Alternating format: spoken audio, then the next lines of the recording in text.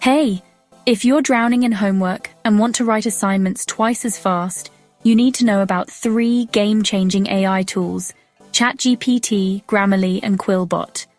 First up, ChatGPT. I use this to brainstorm ideas and draft essays in a flash.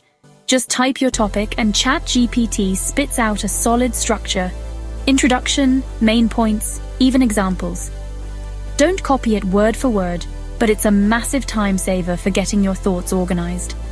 Next, Grammarly. Once I've got a rough draft, I pop it into Grammarly. It checks for typos, grammar slips, and even suggests better ways to phrase things. It's like having a personal editor, so my writing always sounds sharp and polished. Finally, Quillbot. This one's a lifesaver for paraphrasing. Maybe you want to rewrite a paragraph in your own words, or you need to hit a word count.